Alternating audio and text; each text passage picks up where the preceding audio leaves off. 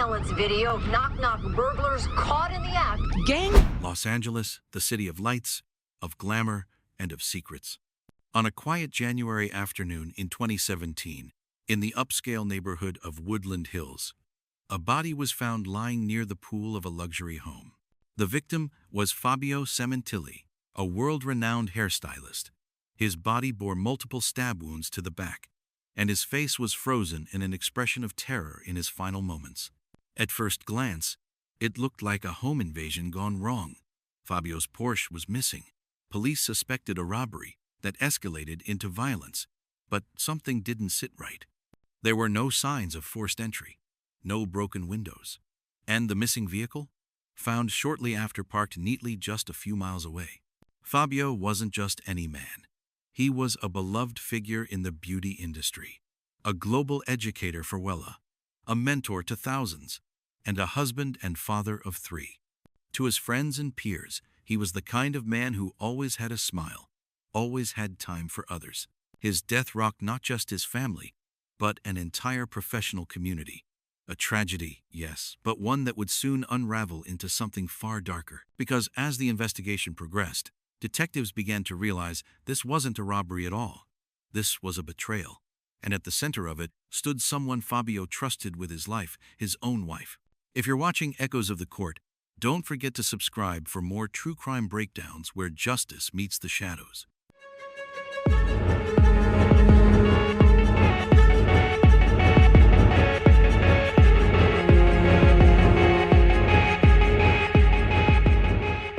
When LAPD detectives examined the crime scene, the first thing that struck them was its order. Nothing was ransacked. There were no signs of a struggle inside the home. No forced entry. It didn't look like a burglary. It looked like someone had planned exactly what would happen. The Porsche Panamera that allegedly had been stolen was found just days later. It wasn't ditched in a river or burned out in some remote lot. Instead, it was parked carefully on a quiet street nearby, with no damage, no rush, no fingerprints left behind. That wasn't theft. That was theater. Investigators began asking harder questions, starting with Monica Sementilli, Fabio's wife. She told officers that at the time of the murder, she had been taking one of their daughters to tennis practice. Her tone? Calm, composed, almost too composed. No tears, no visible grief, just a clean, polished story.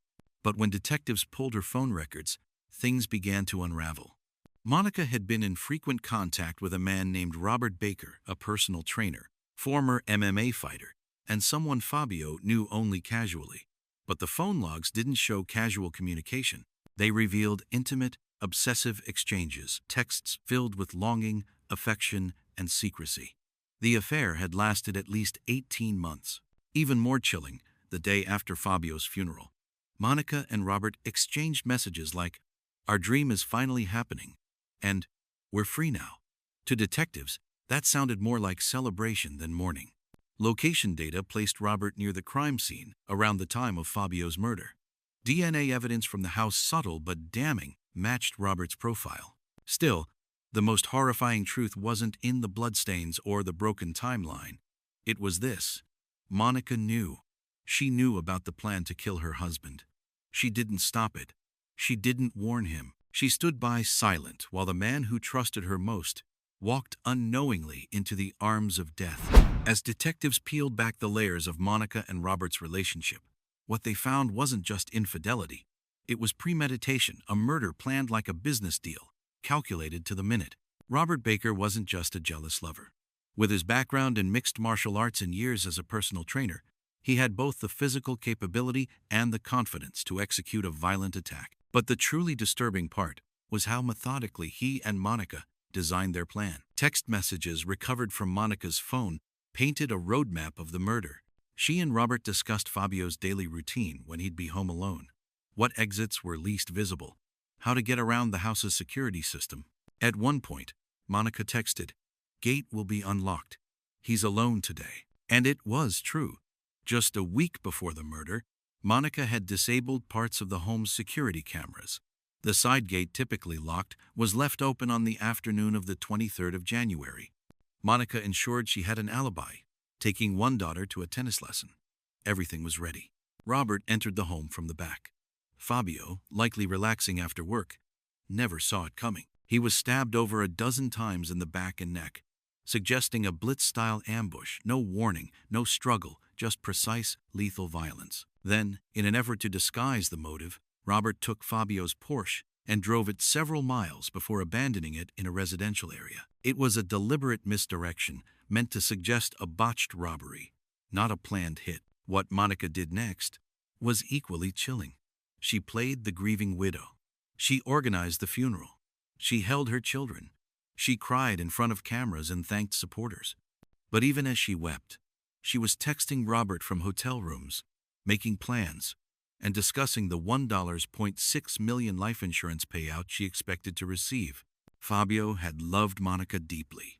He'd named her the sole beneficiary on his policies, entrusted her with his future, his children, and his legacy. And she used that trust like a blade. In the whirlwind of investigations and televised court updates, one element remained tragically quiet: the children. Fabio and Monica Sementilli had 3 kids together. To the outside world, they seemed like a close-knit, happy family. Fabio would often post pictures of their outings, barbecue dinners, school plays, vacations in Italy.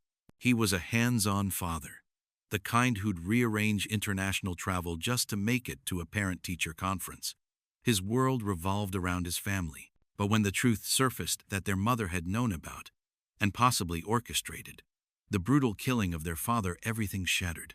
One daughter, then a teenager, wrote in her journal, "I don't know who to trust anymore. If Mom could do this to Dad, what's left of our family?" Another child reportedly asked investigators if they were allowed to stop visiting Monica in jail. The trauma was deep, raw, unrelenting. To lose a father is devastating, but to lose both parents, one to death, the other to betrayal, is a grief without anchor. Friends and relatives described how the children, once bubbly and bright, became withdrawn. They were thrust into the public eye as unwilling witnesses in a media storm, their family name now synonymous with scandal. In court, one of the children stood bravely to read a victim impact statement. Through tears they said, "My dad was good. He was kind. And now every time I hear his name, it's followed by words like murder and betrayal. That's not fair. He didn't deserve that." Detectives who had worked decades in homicide units admitted this was one of the few cases that haunted them long after the conviction. Because the crime wasn't just a murder, it was a surgical dissection of trust, of family, of love. Behind the headlines and hashtags was a simple, excruciating reality. 3 kids were left alone in a house where love once lived, and trust died screaming.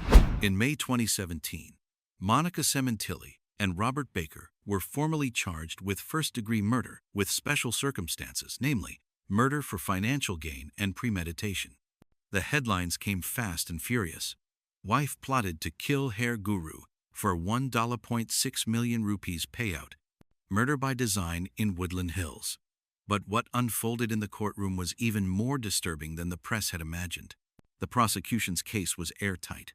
Text messages, GPS tracking, surveillance footage, DNA, testimony from Monica's friends who revealed that she had expressed dissatisfaction with her marriage and with Fabio for months. But rather than divorce him and risk losing her lifestyle, she chose a more profitable exit.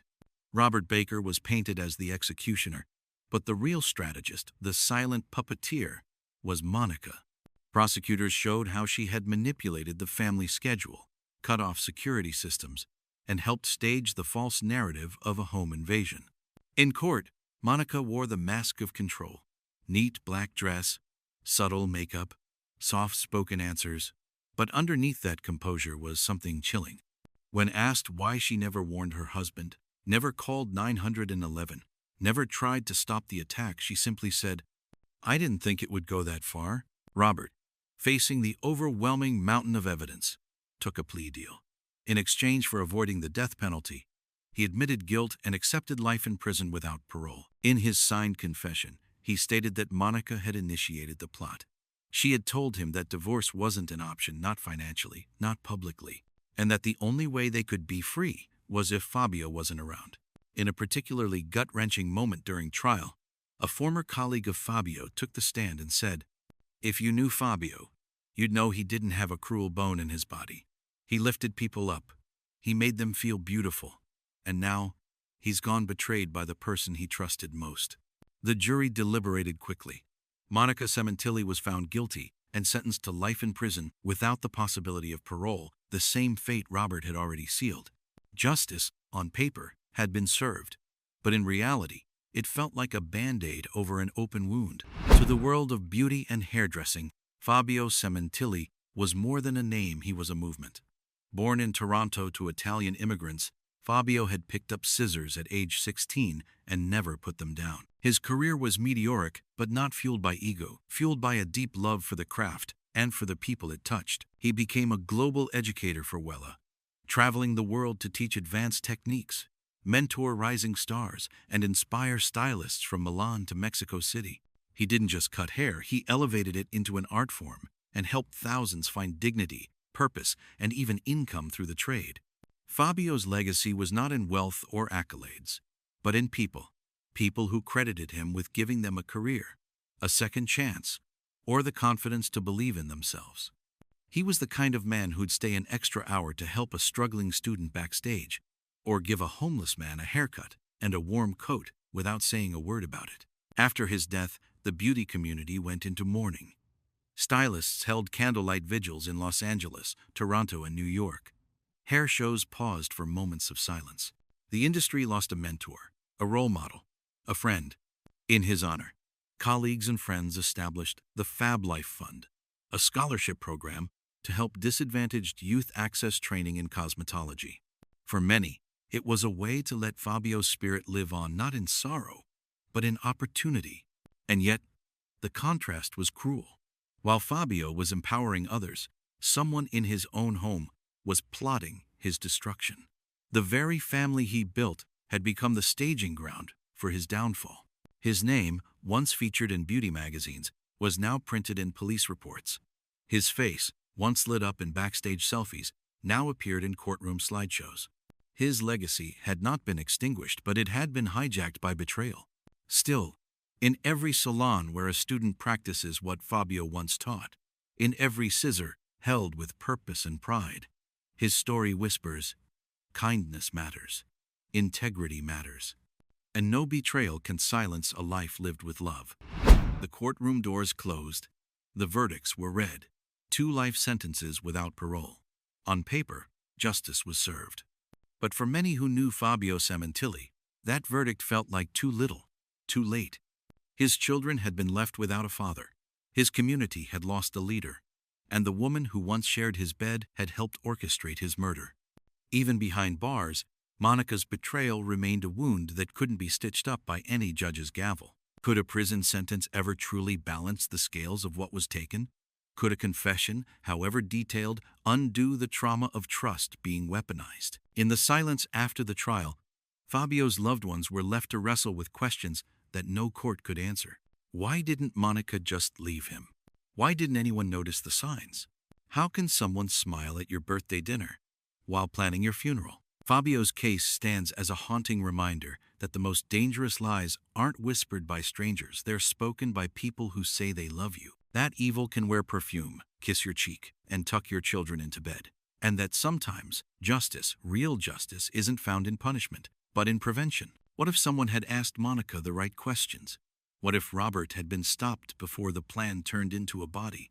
What if Fabio had seen the shadow lurking inside his own home? In the end, his story isn't just a true crime headline. It's a cautionary tale about appearances, about control, and about the price of misplaced trust. So yes, justice may have technically prevailed, but no sentence could resurrect a father. No verdict could erase the betrayal etched into his children's lives. And for all of us watching from the outside, perhaps the real justice lies in never forgetting that even in the brightest homes, shadows can live behind every closed door. Thank you for following this case with Echoes of the Court. If this story left you shaken, moved, or questioning, please consider sharing it. Sometimes, the most powerful defense against darkness is telling the story loud enough that it can't hide again.